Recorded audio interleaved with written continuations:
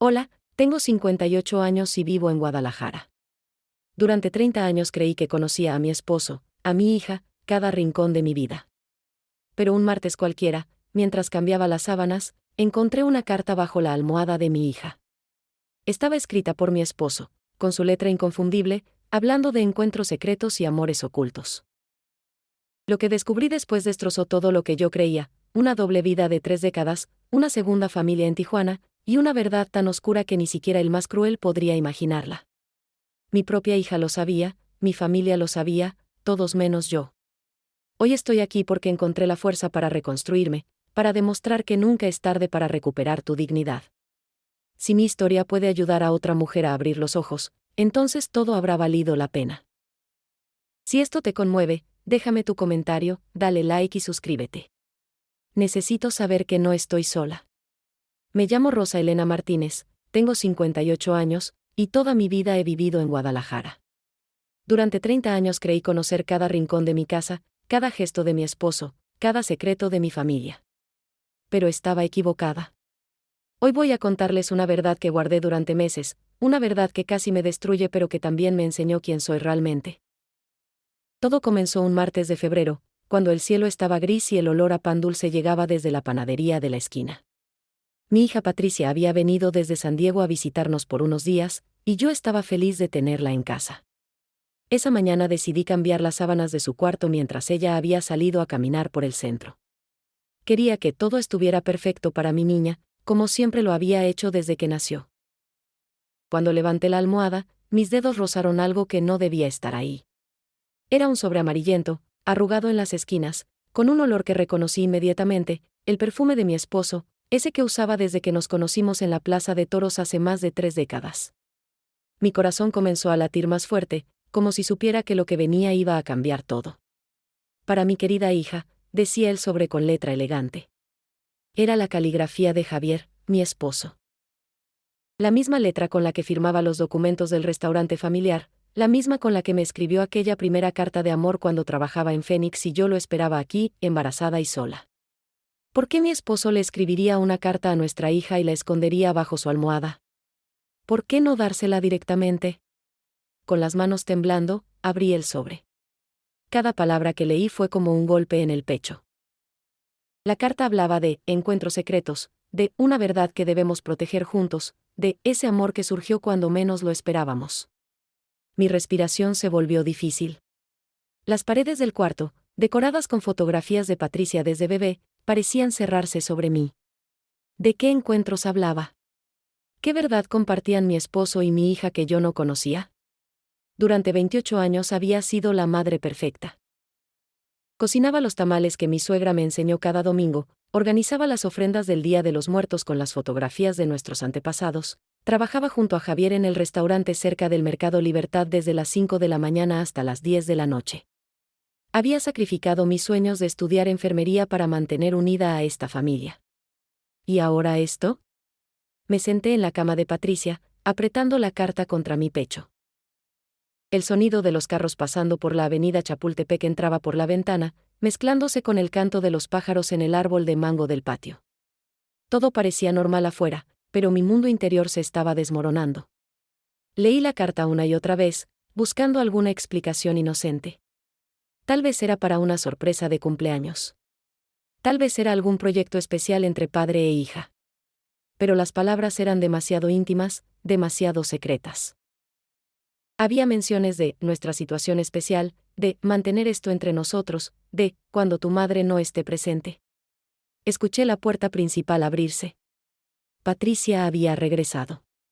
Rápidamente guardé la carta en el bolsillo de mi delantal y terminé de cambiar las sábanas con manos temblorosas.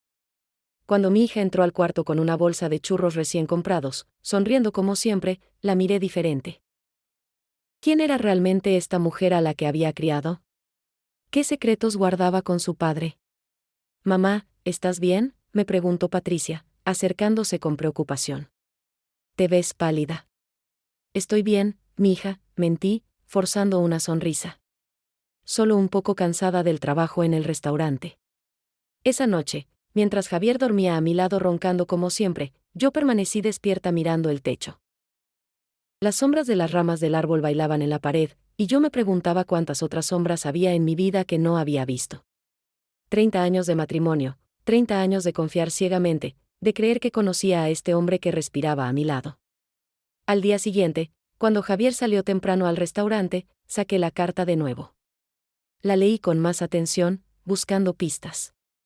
Había una fecha, 15 de enero, hace apenas un mes. También había una referencia a nuestros miércoles, como si padre e hija tuvieran encuentros regulares que yo desconocía. Y lo más extraño, una mención a la otra familia, palabras que me helaron la sangre. ¿Qué otra familia?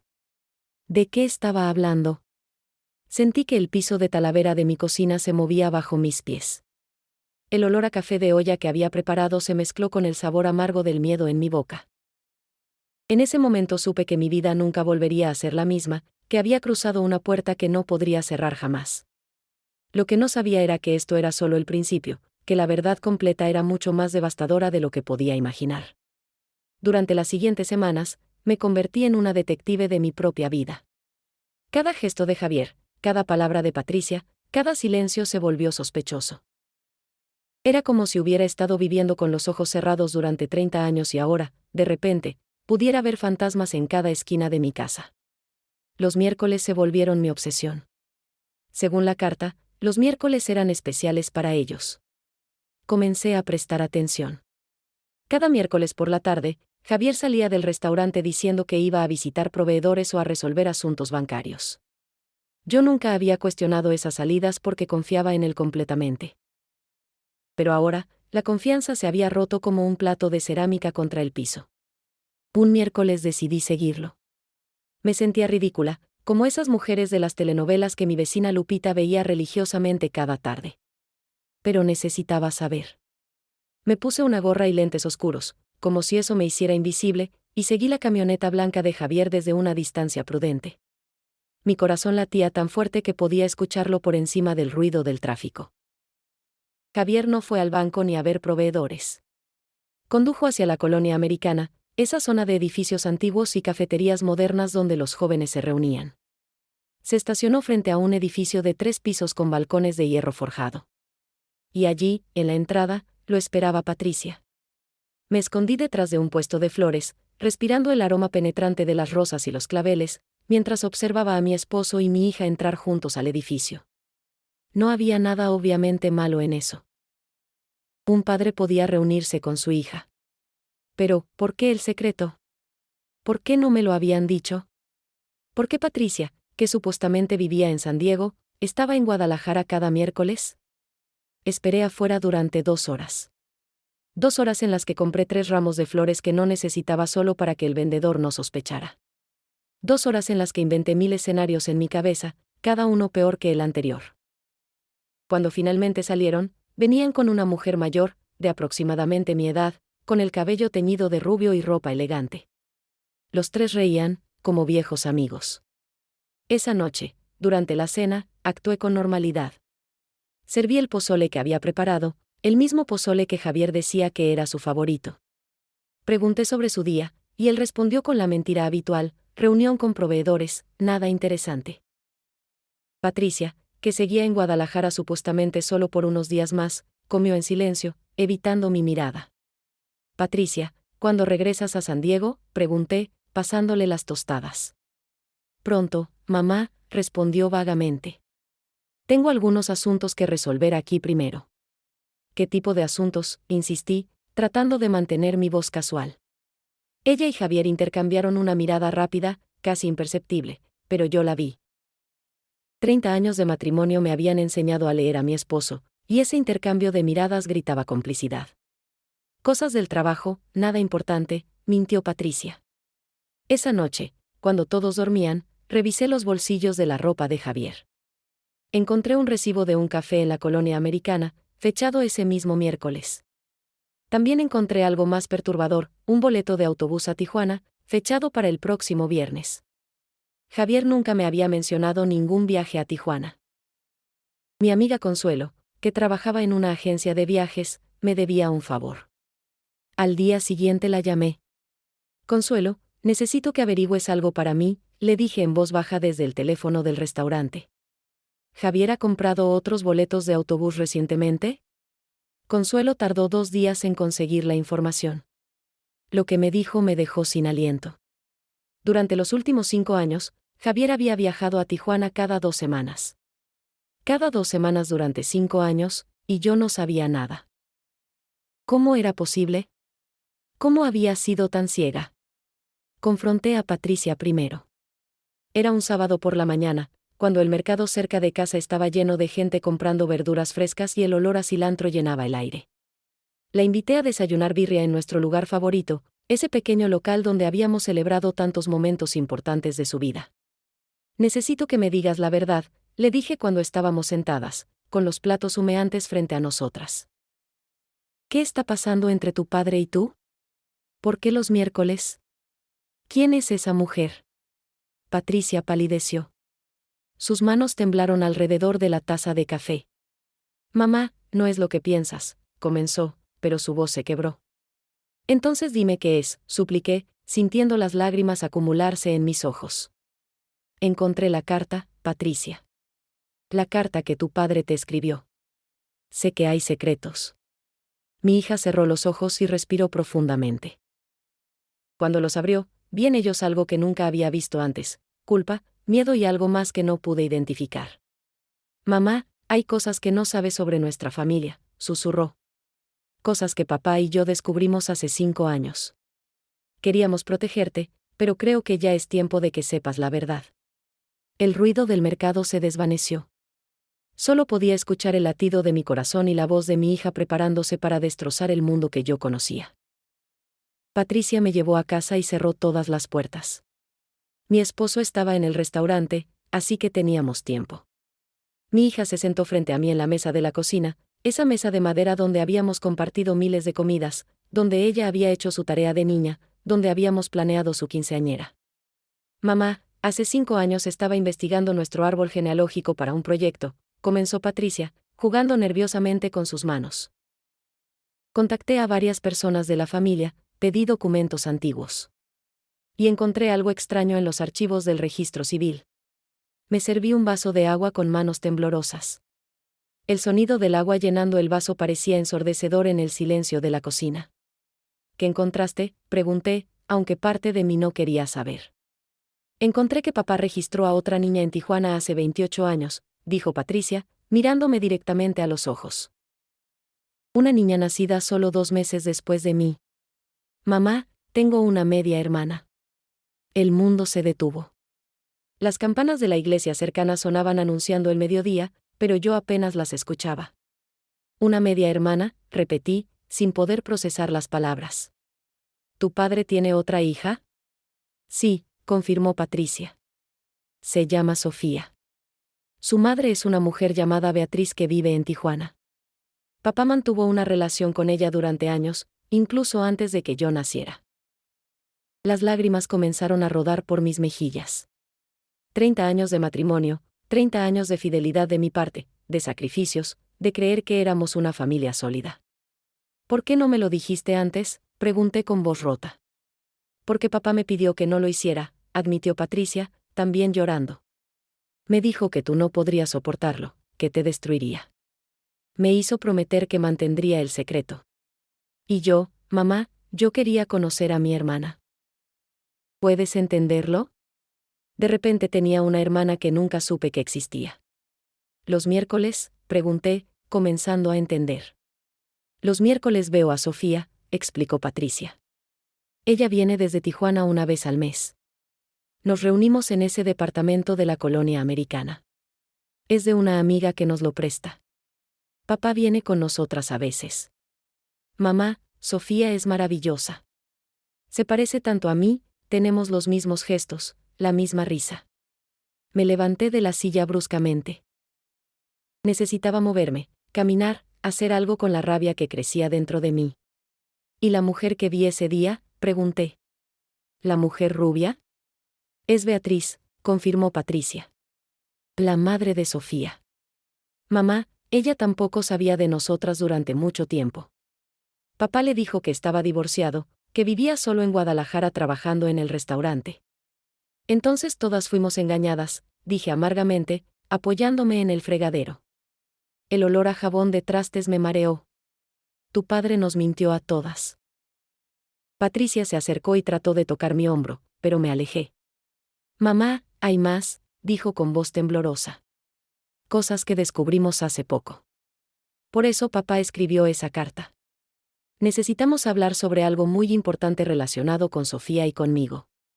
¿Qué más puede haber?, exploté, girándome hacia ella. ¿Qué más puede ser peor que esto?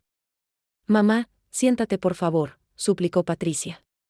Lo que voy a decirte es difícil de creer, pero tenemos pruebas.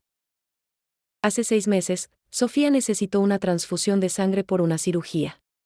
Beatriz no podía donarle porque su tipo de sangre no era compatible. Yo me ofrecí, pero cuando me hicieron los análisis, los médicos encontraron algo extraño. Mi corazón se aceleró de nuevo. ¿Qué encontraron? Hicieron pruebas de ADN más completas, continuó Patricia, las lágrimas corriendo libremente por su rostro. Mamá, los resultados mostraron que Beatriz no es la madre biológica de Sofía. Y tú no eres mi madre biológica. El piso se abrió bajo mis pies. Me aferré al borde del fregadero para no caer. ¿Qué estás diciendo?, susurré. Nacimos el mismo día, mamá, en hospitales diferentes pero administrados por la misma compañía, explicó Patricia rápidamente. Hubo una confusión en la sala de recién nacidos. Las bebés fueron intercambiadas. La niña que criaste soy yo, pero biológicamente soy hija de Beatriz y papá. Y Sofía, la niña que Beatriz crió, es biológicamente tu hija. El mundo se volvió borroso. Escuché mi propia voz como desde muy lejos preguntando, ¿Javier lo sabía? Lo descubrió hace 5 años, cuando yo encontré los documentos, admitió Patricia. Hizo las pruebas de ADN en secreto para confirmar. Por eso mantuvo contacto con ambas familias. Quería estar cerca de ambas hijas, pero no sabía cómo decirte la verdad. Me dejé caer en la silla. La cocina que había limpiado 1000 veces, la casa donde había construido mi vida, se sentía como un lugar extraño. Todo lo que conocía era una mentira. Pasé 3 días sin hablar con Javier. 3 días en los que dormí en el cuarto de visitas, en los que me movía por la casa como un fantasma, preparando comida mecánicamente, sirviendo clientes en el restaurante con una sonrisa falsa pegada en mi rostro. Él intentó hablar conmigo varias veces, pero yo no estaba lista. Cada vez que lo miraba, veía 30 años de mentiras. Mi hermana menor, Gabriela, notó que algo andaba mal. Vino a visitarme un jueves por la tarde, trayendo conchas del pan dulce que sabía que me gustaban. Rosa Elena, te ves terrible, dijo directamente, sentándose en la sala. ¿Qué te pasa? Le conté todo. Cada palabra, cada descubrimiento, cada traición. Gabriela me escuchó en silencio, y cuando terminé, vi algo extraño en su expresión. No era sorpresa. Era culpa. ¿Tú lo sabías?, pregunté incrédula. ¿Tú sabías sobre la doble vida de Javier? Mi hermana bajó la mirada. No todo, admitió. Pero sabía que viajaba a Tijuana frecuentemente. Una vez lo vi en el mercado con una mujer y le pregunté. Me dijo que era una prima lejana. Yo dudé, pero no quise meterme. Rosa Elena, lo siento. Debí haberte dicho algo. ¿Quién más lo sabía?, exigí saber, sintiendo la traición multiplicarse. ¿Toda la familia lo sabía excepto yo? Gabriela suspiró. Mamá sospechaba algo antes de morir, confesó. Pero nunca tuvo pruebas y no quiso preocuparte. Pensó que si Javier te era infiel, era mejor no saberlo para mantener la paz familiar. ¿Mantener la paz?, grité, levantándome del sofá. Mantuvieron la mentira. Todos me trataron como si fuera demasiado frágil para saber la verdad sobre mi propia vida. Esa noche tomé una decisión. Necesitaba ir a Tijuana. Necesitaba conocer a Beatriz, necesitaba conocer a Sofía, necesitaba entender toda la verdad por mí misma. No podía depender de las versiones de otros. Ya había sido la tonta demasiado tiempo. Patricia trató de detenerme. Mamá, déjame arreglarlo primero. Déjame hablar con ellas, prepararlas para conocerte. No, dije firmemente. Ya tuve suficiente de secretos y preparaciones. Voy a ir, y voy a ir ahora. Compré un boleto de autobús para el sábado siguiente. Durante el viaje de 24 horas, mientras el paisaje cambiaba de las montañas de Jalisco a los desiertos del norte, tuve tiempo de pensar. ¿Qué le diría a la mujer que crió a mi hija biológica? ¿Qué le diría a la joven que era mi sangre pero a quien nunca había conocido? ¿Cómo se podía reparar algo tan roto?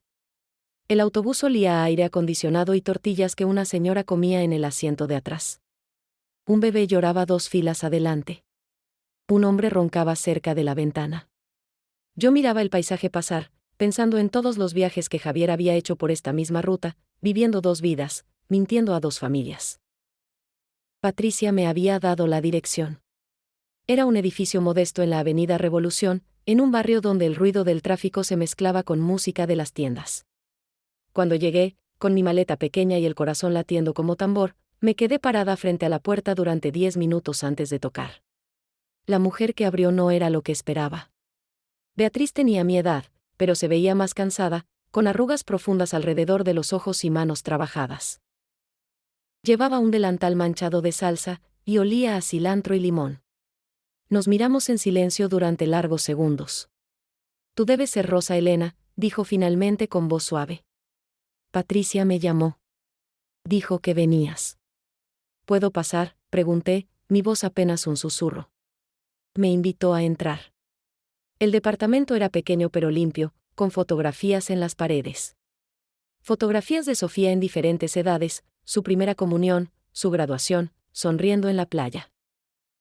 En cada foto podía ver mis propios rasgos, la forma de los ojos, la sonrisa, el gesto de la cabeza.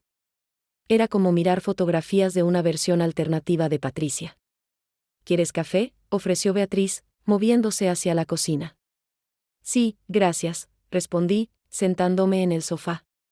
Preparó café en una cafetera vieja, y el aroma llenó el pequeño espacio. Me sirvió en una taza de cerámica con flores pintadas. Nos sentamos una frente a la otra, 2 mujeres que habían compartido al mismo hombre sin saberlo durante 30 años. ¿Cuánto tiempo lo supiste?, pregunté finalmente. ¿Sobre ti?, preguntó Beatriz. Hace 5 años, cuando salió la verdad sobre las niñas. Javier me confesó todo. Hasta entonces, creí que estaba divorciado, que yo era su única pareja seria. Yo creí que era el esposo fiel y dedicado, dije amargamente. Trabajábamos juntos todos los días. Dormíamos en la misma cama cada noche. ¿Cómo lo hizo? ¿Cómo mantuvo 2 vidas completas? Beatriz negó con la cabeza. No lo sé. A mí me visitaba cada 2 semanas. Decía que trabajaba en Guadalajara y que solo podía venir los fines de semana. Yo trabajaba como costurera, manteniendo a Sofía sola la mayor parte del tiempo. Igual que tú con Patricia, supongo. Nos miramos de nuevo, y en ese momento sentí algo inesperado, no odio, sino una conexión extraña. Ambas habíamos sido víctimas del mismo engaño. Sofía llegó esa tarde del trabajo. Trabajaba en una tienda de ropa cerca del centro. Cuando entró por la puerta y me vio sentada en la sala con su madre, se detuvo en seco. ¿Ella es?, preguntó a Beatriz con voz temblorosa. Sí, mi hija. Ella es Rosa Elena, confirmó Beatriz suavemente. Sofía se acercó despacio, como si yo fuera algo frágil que pudiera romperse. Tenía 28 años, la misma edad que Patricia. Era hermosa, con cabello largo y oscuro, ojos expresivos, y esa misma forma de inclinar la cabeza cuando estaba pensativa que Patricia también tenía. Pero mientras Patricia se parecía más a Javier, Sofía era mi viva imagen de joven. Hola, dije, levantándome del sofá. No sabía si abrazarla, darle la mano, o simplemente quedarme quieta. ¿Cómo saludas a la hija que pariste pero nunca conociste? Hola, respondió ella, sus ojos brillando con lágrimas. He esperado este momento desde que supe la verdad. Quería conocerte, pero Patricia dijo que necesitabas tiempo. Necesitaba saber toda la verdad primero, expliqué. Pero ya estoy aquí. Y quiero conocerte, si tú quieres conocerme a mí. Sofía asintió, y las lágrimas comenzaron a caer. Sin pensarlo, abrí mis brazos, y ella corrió hacia mí. Nos abrazamos en medio de esa sala extraña, rodeadas de muebles que no conocía, en una ciudad que no era la mía. pero ese abrazo se sintió como llegar a casa después de un viaje muy largo. Esa noche, las 3 mujeres nos sentamos a la mesa. Beatriz había preparado tacos de pescado, una especialidad de Tijuana. Mientras comíamos, compartimos historias. Sofía me contó sobre su vida, había estudiado diseño gráfico, le encantaba pintar, soñaba con tener su propia marca de ropa. Era creativa y soñadora, con una risa contagiosa que llenaba la habitación. ¿Patricia es feliz?, preguntó Sofía. Cuando nos vemos, siempre parece tener todo bajo control, pero a veces siento que está triste. Patricia siempre fue seria, dije, pensando en la niña callada que había criado. Desde pequeña era responsable, estudiosa, perfeccionista. Pensé que era su personalidad natural. Yo también era así cuando niña, intervino Beatriz. Seria, callada, responsable. Tal vez es algo que heredó de mí. La idea de que Patricia había heredado rasgos de Beatriz, de esta mujer sentada frente a mí que también había sido engañada, era extraña pero reconfortante de alguna manera. Significaba que ambas habíamos contribuido a formar a estas 2 mujeres jóvenes, aunque no de la manera que esperábamos. Durante los siguientes 3 días, me quedé en Tijuana. Sofía me llevó a conocer la ciudad, caminamos por la avenida Revolución con sus tiendas coloridas, probamos tacos en puestos callejeros, visitamos la playa de Rosarito donde el océano Pacífico rugía contra las rocas. Con cada hora que pasaba, conocía más a esta hija que era mía por sangre pero extraña por circunstancias. ¿Estás enojada?, me preguntó Sofía una tarde mientras tomábamos café en un pequeño local con vista al mar. ¿Enojada porque no te criaste conmigo? Enojada no es la palabra correcta, respondí, mirando las olas. Es complicado. Amo a Patricia con todo mi corazón. Ella es mi hija en todos los sentidos que importan. Pero también siento que me robaron algo precioso contigo. Me robaron verte crecer, verte dar tus primeros pasos, escuchar tu primera palabra. Yo siento lo mismo, confesó Sofía. Amo a mi mamá, a Beatriz. Ella ha sido todo para mí. Pero siempre sentí que faltaba algo, que había un vacío. Cuando supe la verdad, todo tuvo sentido. ¿Patricia y tú son cercanas?, pregunté. Estamos aprendiendo a hacerlo, dijo Sofía. Al principio era raro. Nos mirábamos como espejos distorsionados. Pero ella es buena persona, mamá, digo, Rosa Elena. Puedes llamarme como te sientas cómoda, le aseguré, tomando su mano. No hay reglas para esta situación. Estamos todas inventando sobre la marcha. Sofía apretó mi mano y sonrió. Gracias. Por venir. Por darme una oportunidad. Sé que esto no es fácil para ninguna de nosotras. Tenía razón. No era fácil. Cada noche, sola en el cuarto de hotel donde me hospedaba, lloraba por todo lo que había perdido, por las mentiras, por los años que nunca recuperaría. Pero también había algo más creciendo en mi corazón, esperanza. La esperanza de que tal vez, solo tal vez, podríamos construir algo nuevo de estas ruinas. Antes de regresar a Guadalajara, Beatriz y yo tuvimos una conversación difícil. Hablamos sobre Javier, sobre qué haríamos con la verdad, sobre cómo proteger a nuestras hijas de más daño. No lo perdonaré, dije firmemente. Pero tampoco voy a castigarlo destruyendo lo que queda de nuestras familias. Patricia y Sofía no tienen la culpa de sus mentiras. Estoy de acuerdo, dijo Beatriz. Ellas merecen conocerse, merecen tenerse mutuamente. Pero Javier tendrá que enfrentar las consecuencias de sus acciones. Nos abrazamos antes de que yo subiera al autobús de regreso. 2 mujeres que habían sido rivales sin saberlo, ahora aliadas en busca de justicia y paz. El autobús llegó a Guadalajara un martes por la mañana. La ciudad estaba despertando, con vendedores ambulantes montando sus puestos y el olor a tamales llenando el aire. Me sentía diferente, como si el viaje a Tijuana me hubiera cambiado por dentro. Ya no era la Rosa Elena que había salido hace una semana, confundida y rota. Ahora tenía claridad y determinación. Fui directamente al restaurante. Javier estaba en la cocina, supervisando la preparación del desayuno. Cuando me vio entrar, palideció. Sabía que ese momento llegaría. Rosa Elena, déjame explicarte, comenzó, acercándose con las manos extendidas. No, dije firmemente, deteniéndolo con una mirada. Tú vas a escuchar. Durante 30 años escuché tus explicaciones, tus excusas, tus promesas. Ahora es mi turno de hablar.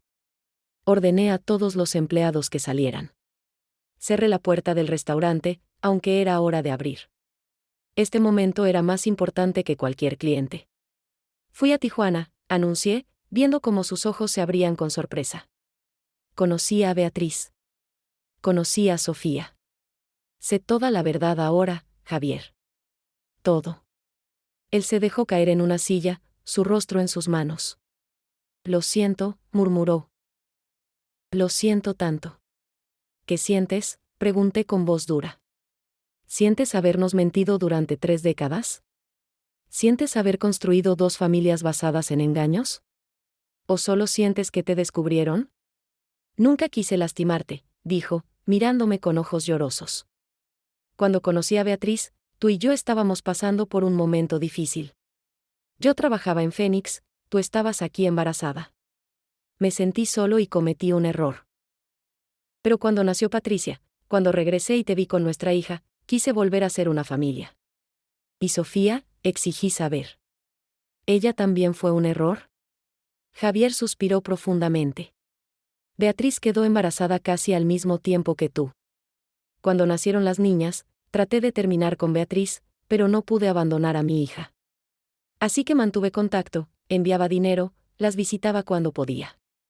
Y cuando descubriste que las niñas fueron intercambiadas, presioné. ¿Cuándo supiste que Sofía era mi hija biológica y Patricia era hija de Beatriz? ¿Por qué no me lo dijiste entonces? Porque tenía miedo, admitió. Miedo de perderte. Miedo de que quisieras a Sofía más que a Patricia. Miedo de que todo se derrumbara. Pensé que si mantenía el secreto, podía proteger a todos. ¿Protegernos?, grité, mi control finalmente rompiéndose. Nos robaste la verdad. Le robaste a Beatriz la oportunidad de conocer a su verdadera hija.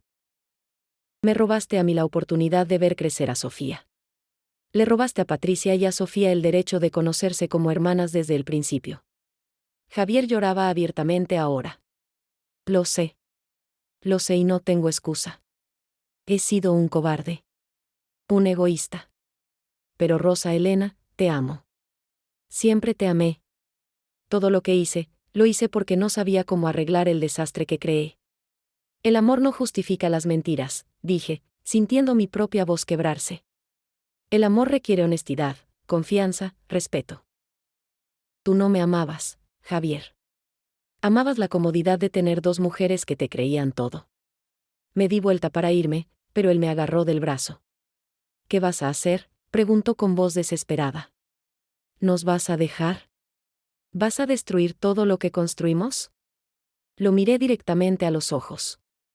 Voy a hacer lo que debiste hacer hace 30 años. Voy a decir la verdad.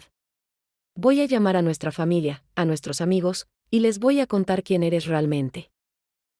Y luego voy a reconstruir mi vida, con o sin ti. Durante los siguientes días, hice exactamente eso. Invité a mi hermana Gabriela, a mis primas, a mis amigas más cercanas. Les conté toda la historia mientras tomábamos café en mi sala. Algunas lloraron conmigo, otras se enojaron, todas me ofrecieron su apoyo. Mi prima Elena, que era contadora, revisó los documentos financieros del restaurante. Lo que encontró me hizo enojar aún más. Javier había estado desviando dinero del negocio durante años para mantener a la familia de Tijuana. Había mentiras sobre préstamos que supuestamente eran para el restaurante pero que en realidad habían ido a pagar el departamento de Beatriz. Rosa Elena, necesitas protegerte legalmente, me aconsejó Elena. Este hombre ha estado robándote durante años. Tienes derecho a tu parte del negocio, de los ahorros, de todo. Mientras organizaba mis documentos para el abogado, decidí limpiar la casa de mi madre. Había fallecido hacía 3 años, y su casa pequeña en el barrio de Santa Tere había permanecido mayormente cerrada desde entonces. Solo la visitaba ocasionalmente para revisar que todo estuviera bien. Era un sábado nublado cuando finalmente me decidí a hacer una limpieza profunda. El olor a humedad y recuerdos llenaba cada rincón. Las fotografías de mi infancia seguían en las paredes, los muebles cubiertos con sábanas blancas parecían fantasmas del pasado. Me senté en el suelo del estudio, donde mi madre guardaba todos los documentos importantes en cajas viejas de galletas.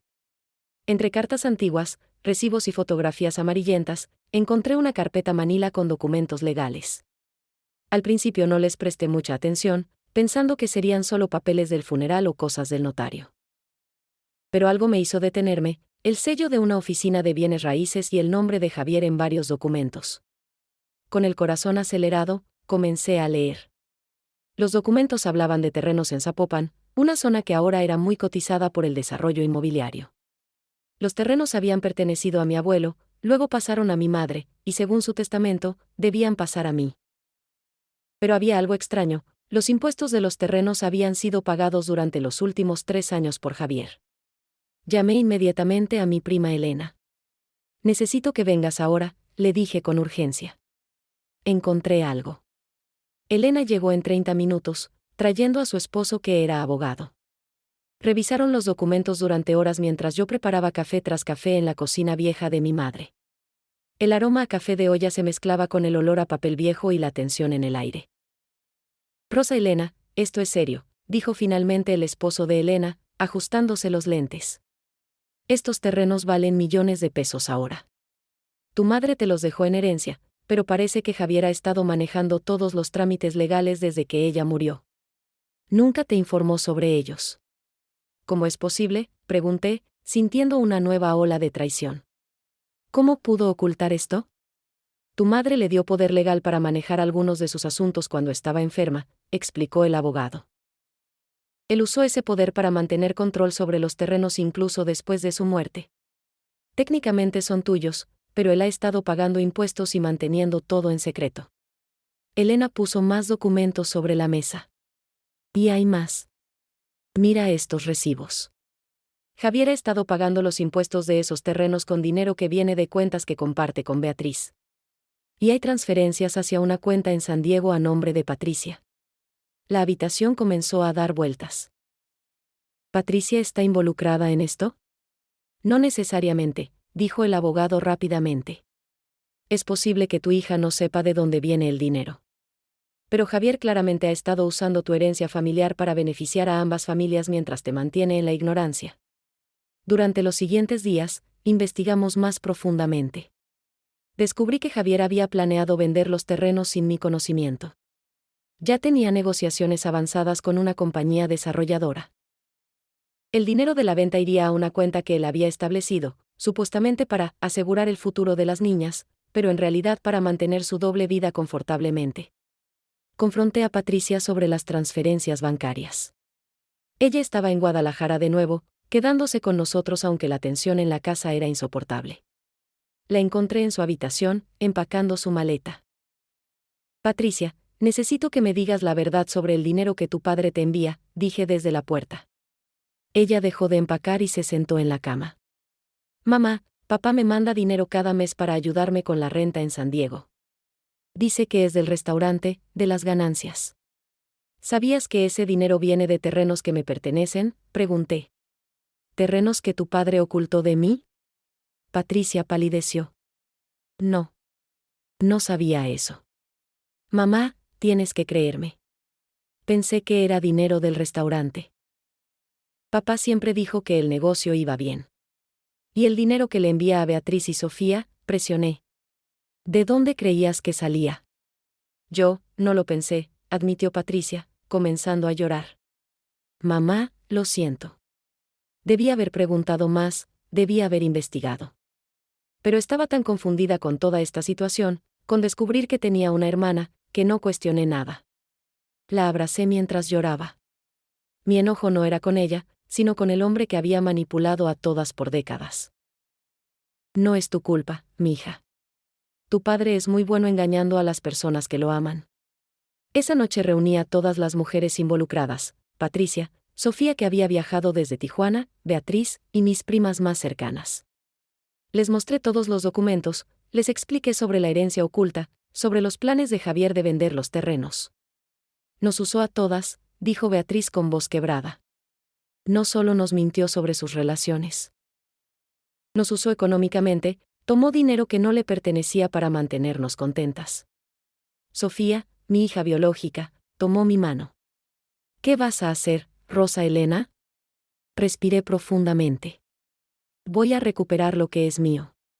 Y voy a asegurarme de que él nunca más pueda controlar ninguna de nuestras vidas. Contraté al mejor abogado que pude pagar, un hombre serio de unos 50 años llamado licenciado Morales, que tenía fama de nunca perder un caso. Su oficina estaba en el centro de Guadalajara, en un edificio viejo con pisos de mármol que hacían eco con cada paso. Cuando le conté toda la historia, desde la carta encontrada hasta la herencia oculta, él silbó bajo y dijo: «Señora Martínez, este es uno de los casos de fraude familiar más complejos que he visto».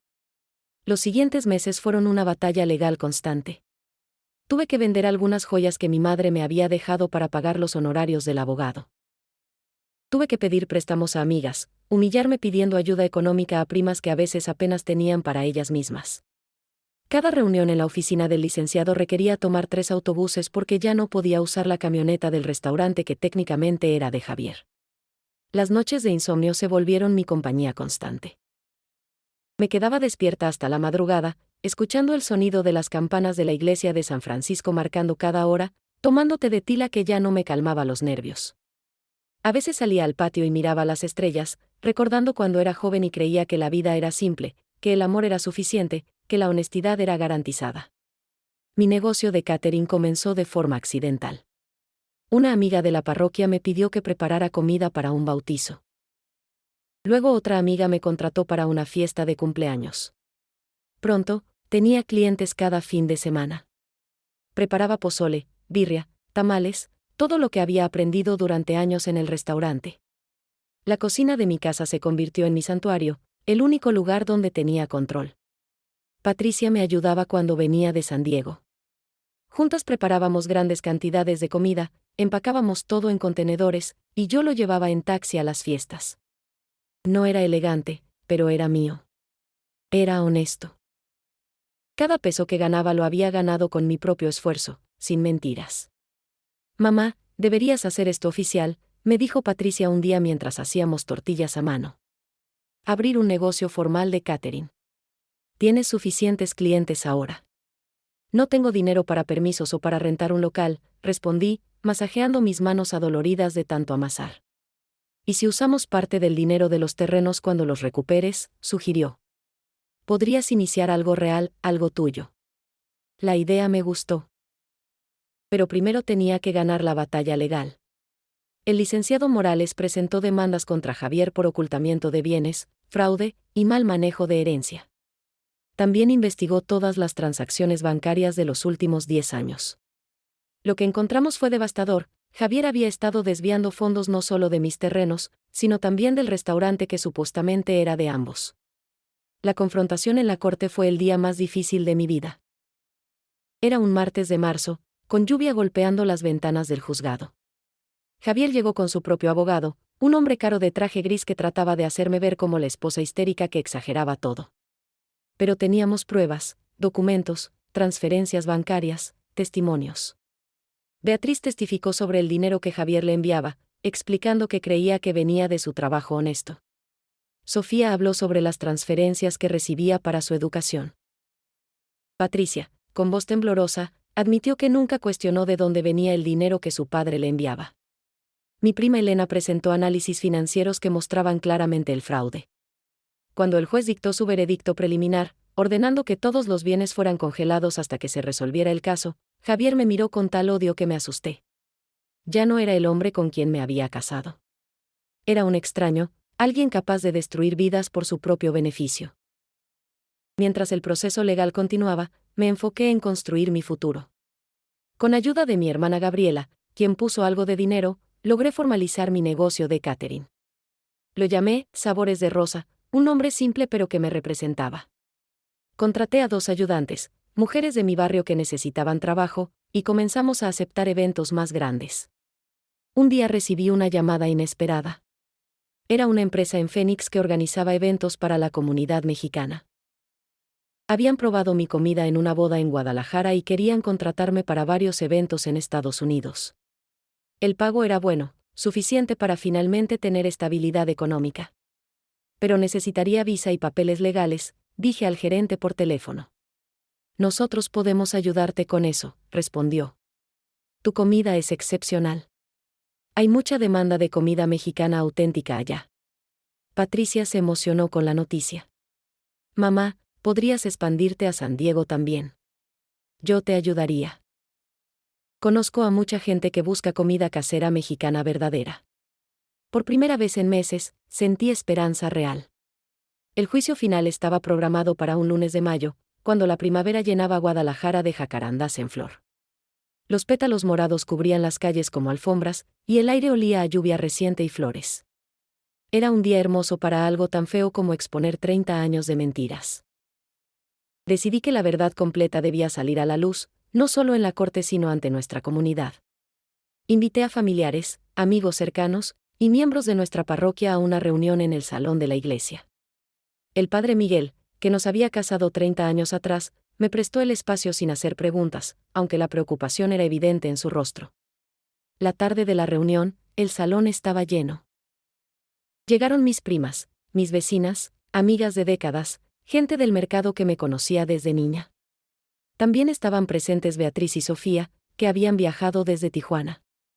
Patricia se sentó a mi lado, tomando mi mano con fuerza. Javier no quiso venir, pero su hermana y su madre sí estaban ahí, sentadas al fondo con expresiones severas. Durante años habían sido parte de mi familia, celebrando Navidades juntas, compartiendo alegrías y tristezas. Verlas ahora, sabiendo que probablemente me culparían a mí por exponer a su hijo y hermano, dolía profundamente. Me paré frente a todos, con las piernas temblando y la voz apenas un susurro al principio. Gracias por venir, comencé. Los llamé porque durante 30 años esta comunidad me conoció como la esposa de Javier Martínez, la madre de Patricia, la mujer que trabajaba calladamente en el restaurante. Pero hay una historia que necesito contar, una verdad que todos merecen saber. Y entonces conté todo. Desde la carta encontrada bajo la almohada hasta los bebés intercambiados, desde la doble vida de Javier hasta la herencia oculta. Cada revelación causaba murmullos en el salón. Algunas mujeres lloraban, otras movían la cabeza incrédulas. Los hombres mayores fruncían el ceño, claramente incómodos con los detalles íntimos de un matrimonio roto. Cuando presenté a Beatriz y Sofía, explicando quiénes eran realmente, el silencio fue absoluto. Esta es Beatriz, dije, invitándola a pararse a mi lado. Ella fue engañada igual que yo. Y esta es Sofía, mi hija biológica a quien nunca tuve la oportunidad de criar. Y esta, continué, poniendo mi mano en el hombro de Patricia, es la hija que crié con todo mi amor, quien es hija de Beatriz por sangre pero mía por el corazón. La madre de Javier se levantó abruptamente. Esto es una vergüenza, gritó. Estás difamando a mi hijo frente a toda la comunidad. Los problemas matrimoniales se resuelven en privado, no exponiendo a la familia. ¿Privado?, respondí, sintiendo la rabia que había contenido durante meses finalmente salir. ¿Cómo Javier mantuvo en privado sus dos familias? ¿Cómo mantuvo en privado el robo de mi herencia? No, señora. El secreto protegió a su hijo durante 30 años. Es tiempo de la verdad. Mi amiga Lupita, la vecina que me conocía desde que llegué al barrio siendo una novia joven, se levantó. Rosa Elena siempre ha sido una mujer honorable, dijo con voz fuerte. Si ella dice que esto sucedió, le creo. Y creo que todas las mujeres aquí entendemos el valor que requiere estar de pie ahora, exponiendo su dolor para proteger a otros. Otras mujeres comenzaron a asentir. Una por una, algunas compartieron sus propias historias de esposos infieles, de mentiras descubiertas, de valentía necesaria para empezar de nuevo. El salón se transformó de un juicio a un círculo de apoyo. Patricia también se levantó para hablar. Quiero que todos sepan que mi mamá, Rosa Elena, es la persona más fuerte que conozco, dijo con voz clara. Durante meses ha cargado con este dolor, pero nunca nos abandonó ni a mí ni a Sofía. A pesar de que Sofía no es la hija que crió, la ha aceptado con amor. Eso es lo que hace una verdadera madre. Luego fue el turno de Sofía, que temblaba de nerviosidad. Yo crecí sin conocer esta parte de mi historia, comenzó. Beatriz fue y es una madre maravillosa. Pero cuando descubrí que Rosa Elena es mi madre biológica, ella me abrió su corazón sin dudarlo. No pidió nada a cambio, solo quiso conocerme. Eso es amor verdadero. Beatriz también habló, su acento norteño claro en cada palabra. Yo también fui víctima de Javier Martínez. creí sus mentiras durante años. Pero en vez de pelear con Rosa Elena por un hombre que nos mintió a ambas, decidimos apoyarnos. Eso es lo que las mujeres fuertes hacen. Al final de la reunión, muchas personas se acercaron a abrazarme. Algunas me ofrecieron ayuda económica, otras trabajo en sus negocios, algunas simplemente palabras de aliento.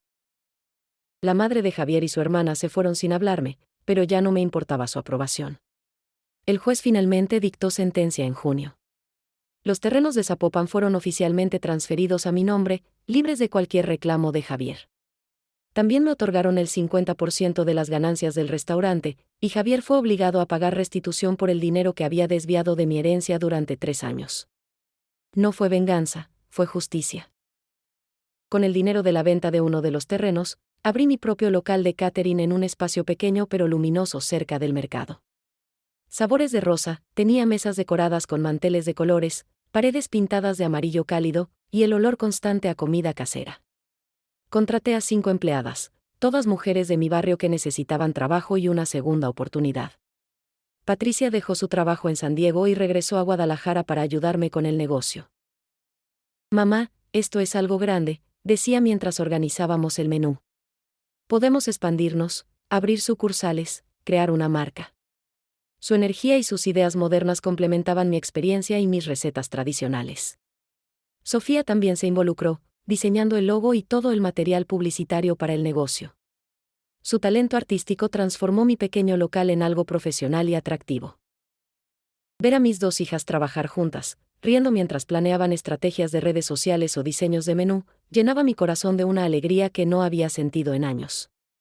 Beatriz visitaba frecuentemente desde Tijuana. Ella también había empezado su propio negocio de costura y diseño. A veces nos sentábamos juntas en el local después de cerrar, tomando café y hablando sobre nuestras vidas. Ya no éramos rivales, éramos amigas, unidas por experiencias compartidas y una comprensión mutua que pocas personas podían entender. ¿Extrañas a Javier?, me preguntó Beatriz una tarde mientras el sol se ponía, pintando el cielo de naranja y rosa. Pensé cuidadosamente antes de responder.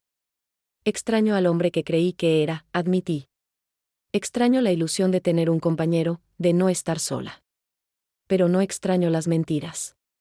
No extraño vivir en la ignorancia. Yo tampoco, concordó Beatriz. Y mira lo que hemos construido sin él. Somos más fuertes ahora. Tenía razón. El dolor nos había fortalecido. La traición nos había enseñado nuestro propio valor. Las mentiras nos habían mostrado la importancia de la verdad. Javier intentó contactarme varias veces después del juicio. Llamadas que no contesté, cartas que no abrí. A través de su abogado, envió una petición de perdón. Le dije que el perdón no era algo que pudiera pedir, era algo que yo daría si y cuando estuviera lista. Y todavía no estaba lista. Pero tampoco estaba llena de odio. Había aprendido que el odio solo me envenenaba a mí misma.